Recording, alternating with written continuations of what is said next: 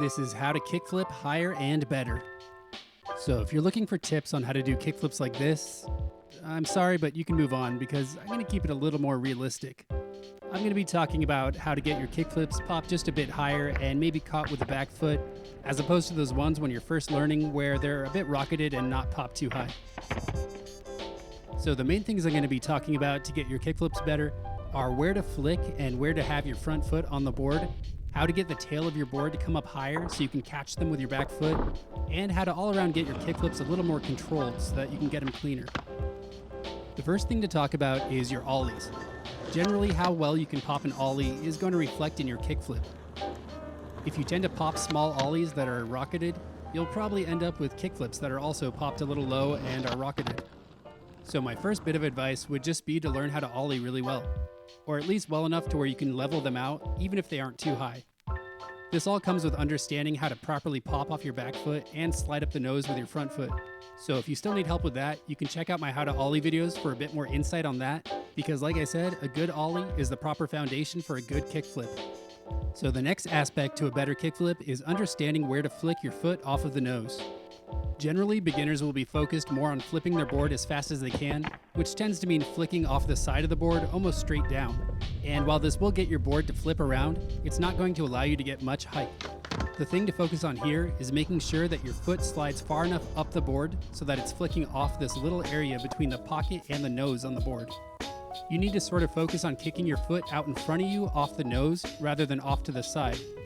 With enough pop from your back foot, this flicking motion off the nose is going to cause the back of the board to come up, which will give you more height. Also, how much of your foot you have on the board can affect the height you get out of your kickflips.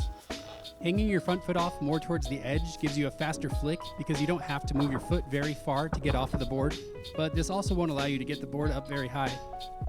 Once you've gotten better at the feeling of a kickflip, starting to put your foot further onto the board, almost like it's an ollie, will provide more drag, which should help pull the board higher up into the air before your foot actually flicks outward. And this leads directly into my next point, which is getting your tail up high enough so that you can actually catch the board with your back foot.